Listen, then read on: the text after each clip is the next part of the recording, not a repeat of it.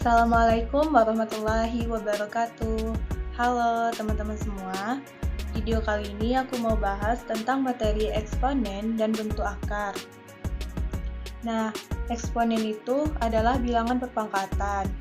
Di sini memiliki kompetensi dasar, yaitu yang pertama, menjelaskan dan melakukan operasi bilangan berpangkat bulat dan bentuk akar, serta sifat-sifatnya. Yang kedua, menyelesaikan masalah yang berkaitan dengan sifat-sifat operasi bilangan berpangkat bulat dan bentuk akar.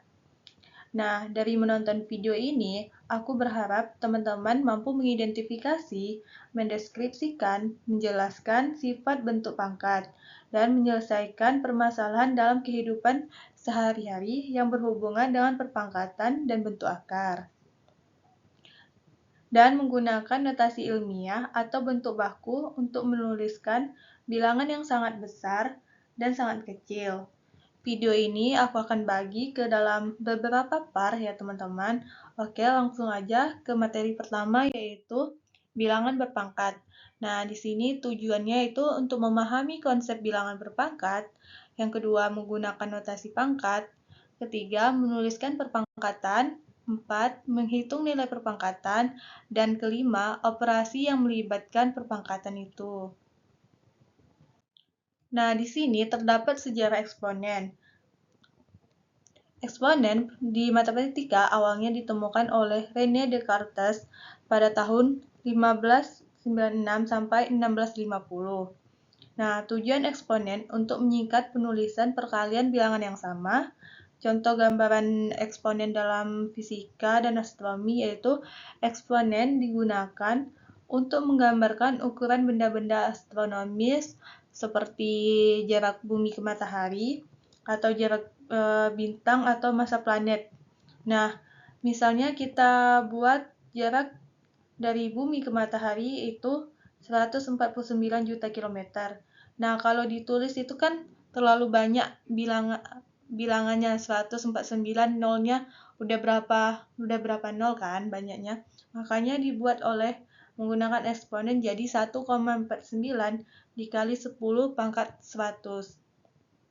Nah, dengan ini jadi lebih simpel penulisannya. Nah, adapun bentuk eksponen, bentuk umumnya yaitu A pangkat N sama dengan A kali A kali A kali A titik-titik kali N. Maksudnya, ini A pangkat N. N-nya ada berapa kali? Misalnya N-nya 5, berarti A-nya dikali itu ada berulang 5 kali A-nya. 1, 2, 3, 4, 5, misalnya kayak gitu. N itu, misalnya N pangkat 3, berarti A-nya ada 3 kali perkalian yang berulang. Nah, contohnya adalah ini. Kan di sini 3 pangkat 5. Eksponen itu adalah perkalian yang berulang kan? Jadi, 3 ini dikalikan sebanyak 5 kali. Karena ini, pangkatnya 5. Jadi 1, 2, 3, 4, 5. Nah, A disebut sebagai bilangan pokok atau basis. Berarti A di sini itu 3 di sini. Kemudian N ini disebut bilangan pangkat. Ini 5 bilangan pangkat. Nah, adapun contohnya yaitu nyatakan perkalian berikut dalam perpangkatan. Ini kan minus 2 dikali minus 2 dikali minus 2. Ini ada berapa kali minus 2-nya? Kita hitung 1, 2, 3. Berarti minus 2 pangkat 3 sama dengan minus 8. Kemudian di sini ada 2 pangkat minus 3. Nah, karena minus, itu kita buat bentuk pecahan. Jadi, 1/2 pangkat 3 sebenarnya, 1/2 pangkat 3, kemudian sama dengan, karena 2-nya itu ada 3 pangkat, jadi kita 3 kali bentuk pecahannya, 1/2 kali 1/2 kali 1/2 sama dengan 1/8. Kemudian, nyatakan perpangkatan berikut dalam perkalian. Nah, ini kan minus 2 pangkat 4, berarti minus 2-nya perkalian berulangnya ada 4 kali. Nah, 1, 2, 3, 4. minus 2. Minus 2-nya ada 4 kan? 4 perkalian berulang. Jadi hasilnya sama dengan 16. Nah, catatannya, jika basisnya negatif, itu langsung dikalikan. Maksudnya basisnya negatif itu seperti apa? Basis tadi kan bilangan pokok, berarti bilangan pokoknya boleh negatif, langsung dikalikan dengan pangkatnya berapa, perkalian berulangnya. Kemudian, jika pangkat negatif, tidak bisa langsung dikalikan. Nah, di sini contoh tadi. Ini kan pangkatnya negatif, jadi tidak bisa langsung dikalikan. Kita buat bentuk pecahannya dulu. Kemudian, contoh soal selanjutnya, ubahlah perkalian berulang berikut dalam perpangkatan. Ini kan 6 kali 6 kali 6 kali 6. Ada berapa jumlah perkalian berulang 6-nya? 1, 2, 3, 4. Berarti ada 4 kan? 6 pangkat 4. Nah, kemudian ini ada juga T kali T. Kita hitung T-nya ada berapa kali perkalian berulangnya? 1, 2, 3, 4, 5, 6, 7, 8. Jadi T-nya itu pangkat 8. Kemudian ini minus 4 kali minus 4 kali minus 4. Itu ada 1, 2, 3. Sama dengan minus 4 pangkat 3.